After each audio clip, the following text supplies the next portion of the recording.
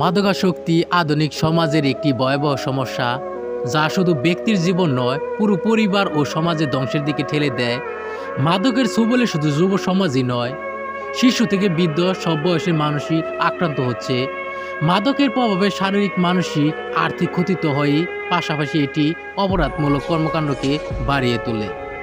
মাদক দ্রব্যের ভয়াবহতা আজ গ্রামীণ সমাজকে গ্রাস করছে। মাদকের নেশায় আক্রান্ত হয়ে যুবকরাও তাদের স্বপ্ন ও ভবিষ্যৎ হারাচ্ছে।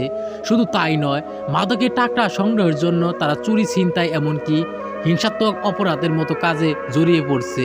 এর ফলে গ্রামের শান্তিপূর্ণ পরিবেশ ধ্বংস হচ্ছে, বাড়ছে অস্থিরতা ও অপরাধ। মাদকের প্রভাবে কিশোর যুবকরা শিক্ষা ও সুস্থ সামাজিক জীবন থেকেও দূরে সরে যাচ্ছে। পরিবারগুলোরও দুঃখ কষ্টের সীমা নেই, কারণ তাদের সন্তানরা মাদকের ফাঁদে আটকা পড়ছে।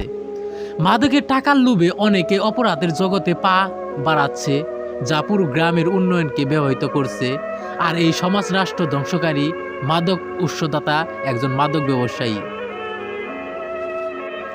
মাদক ব্যবসায়ীরাও তাদের লোভের জন্য সমাজের ভিত্তিকে নষ্ট করছে। আর মাদকের ভয়াবহতা ব্যক্তি, পরিবার ও জাতির অস্থিরতাকে হুমকির মুখে ফেলছে।